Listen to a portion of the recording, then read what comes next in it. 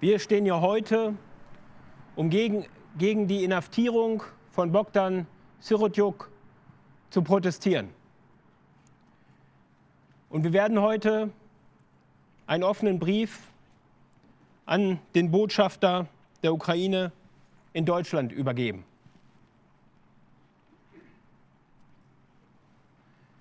Der Wortlaut dieses Briefes lautet wie folgt: Herr Botschafter, am 25. April 2024 hat der SBU Bogdan Sirotjuk verhaftet, den 25-jährigen Vorsitzenden der Jungen Garde der Bolschewiki-Leninisten, einer trotzkistischen Organisation, die in Russland, der Ukraine und anderen ehemals zur Sowjetunion gehörenden Ländern arbeitet.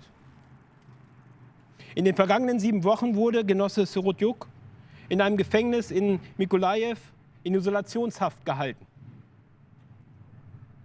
Es war ihm nicht möglich, sich einen angemessenen Rechtsbeistand zu besorgen, um gegen die verlogenen Anschuldigungen vorzugehen, welche die Regierung, die Sie vertreten, gegen ihn erhob.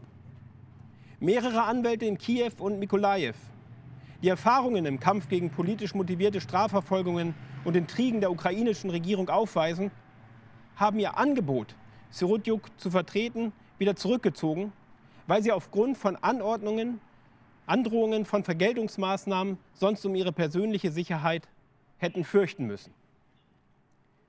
Die Anschuldigungen gegen Bogdan Sirotjuk entbehren jeglicher sachlicher Grundlage. Die Behauptung, er habe Hochverrat begangen, stützt sich ausschließlich auf seine öffentliche Opposition gegen den Krieg zwischen der Ukraine und Russland, die er in Artikeln auf der World Socialist Website zum Ausdruck gebracht hat. Im verzweifelten Versuch, die Tatsache zu kriminalisieren, dass Sirotjuk sein demokratisches Recht auf freie Meinungsäußerung wahrgenommen hat, behaupten die SBU-Verschwörungstheoretiker in ihrer Anklageschrift, dass die World Socialist Website eine russische Propaganda- und Informationsagentur sei. Es gibt nicht den geringsten Beweis für diese ungeheuerliche Anschuldigung. Die Absurdität dieser Lüge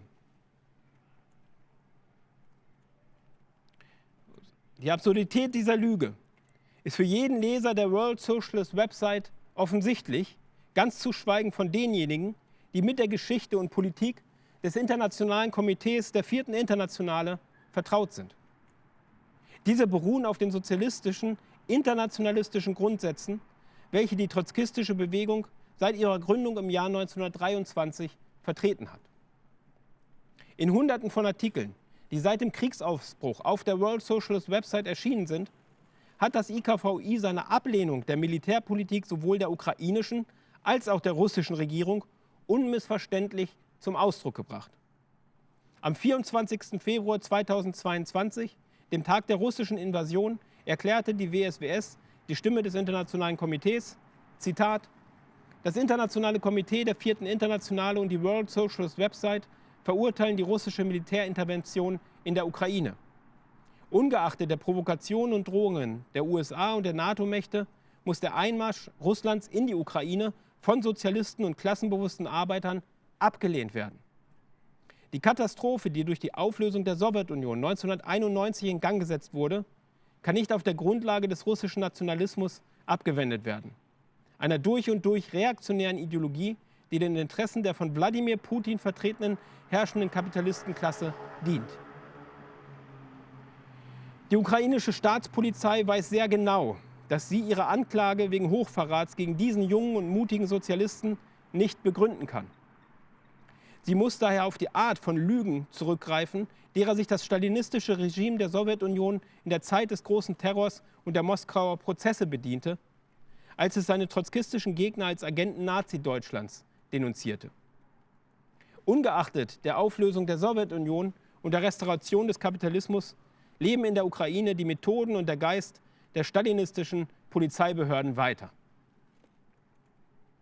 Entgegen der Behauptung, Bogdan Sirotjuk und die WSWS seien Agenten der russischen Propaganda, wird in der SBU-Anklageschrift eingeräumt, dass die World Socialist Website, Zitat, die wichtigsten gesellschaftspolitischen Probleme auf der ganzen Welt vom Standpunkt der revolutionären Opposition gegen das kapitalistische Marktsystem aus behandelt, mit dem Ziel, durch eine sozialistische Revolution den Weltsozialismus zu errichten. Zitat Ende. Diese sachliche Beschreibung des marxistisch-trotzkistischen Programms der WSWS, welches Putins kapitalistischem Regime ein Gräuel ist, entlarvt den betrügerischen Charakter der Inhaftierung und Verfolgung von Bogdan Sirotjuk. Er wird verfolgt und mit lebenslanger Haft bedroht, weil er zur Einheit der ukrainischen und russischen Arbeiterklasse aufruft, um gegen den Krieg Widerstand zu leisten, der den Interessen der oligarchischen, kapitalistischen Eliten beider Länder dient.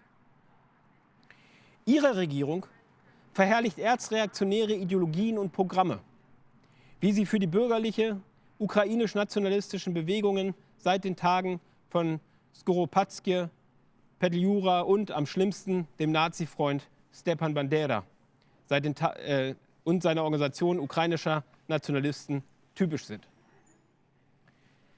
Sie fürchtet das Wiederaufleben sozialistischer Gesinnung innerhalb der ukrainischen Arbeiterklasse, das sich unweigerlich im Streben nach Einheit mit ihren Klassenbrüdern und Schwestern in Russland äußern und die Form der Ablehnung des Kriegs annehmen wird.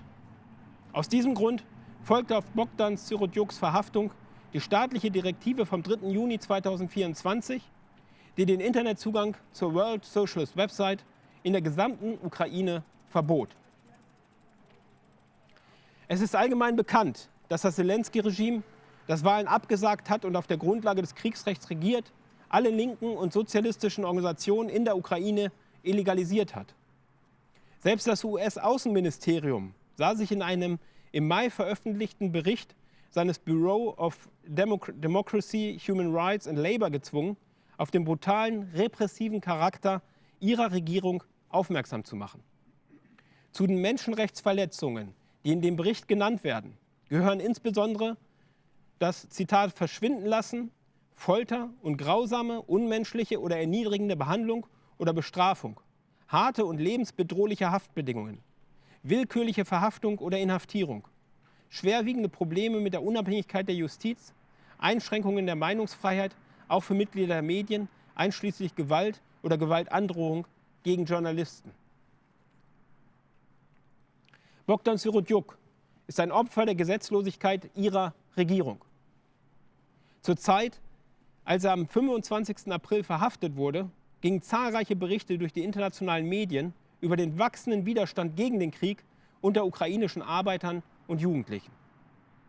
Es ist offensichtlich, dass ein Schauprozess gegen Sirotjuk unter dem Vorwurf des Hochverrats darauf abzielt, die Gegner des Krieges einzuschüchtern, den ihre Regierung im Interesse der kapitalistischen Elite der Ukraine und ihrer imperialistischen Verbündeten führt.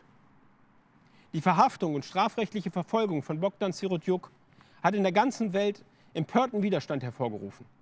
Fortschrittliche und sozialistische Organisationen prangern diese politische Verschwörung an. Die internationale Kampagne für seine Freiheit gewinnt jeden Tag an Kraft. Tausende von Menschen aus der ganzen Welt, Arbeitende, Jugendliche, Künstler und Akademiker haben eine Petition unterzeichnet, die ein Ende der Verschwörung und die sofortige Freilassung von Bogdan Sirotjuk aus dem Gefängnis fordert. Geehrter Botschafter, wir bitten Sie, diesen Brief und unsere Forderung nach der Freiheit von Bogdan Sirotjuk an Ihre Regierung weiterzuleiten. Und dieser Brief ist heute schon an die Botschafter der Ukraine in Großbritannien, in den Vereinigten Staaten, in der Türkei und in vielen anderen Ländern übergeben worden. Und so werden wir Ihnen auch heute hier in Berlin vor der ukrainischen Botschaft diesen Brief überreichen.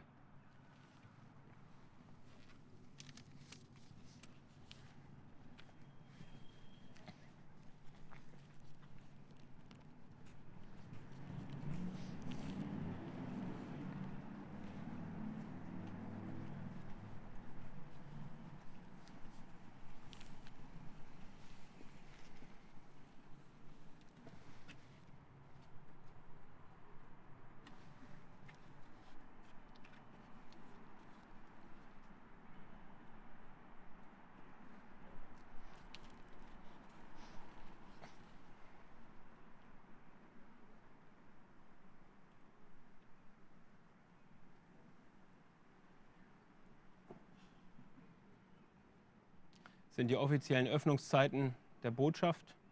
Wir gehen davon aus, dass uns jemand die Tür öffnet.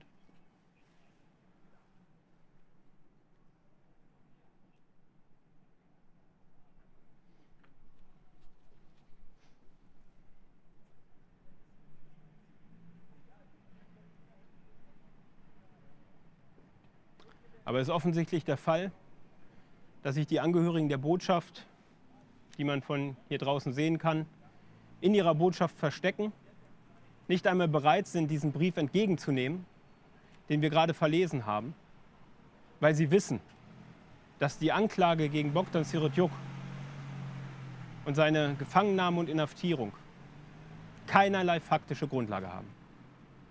Und weil sie wissen, dass die Bewegung zu seiner Freilassung jeden Tag wächst.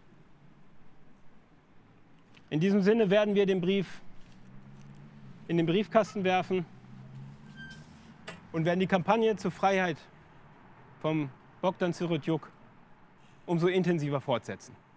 Und wir rufen Arbeiter und Jugendliche auf der ganzen Welt auf, dem zu folgen und die Kampagne zu einer mächtigen Kampagne zu machen für Bogdans Freiheit und für ein Ende dieses Krieges.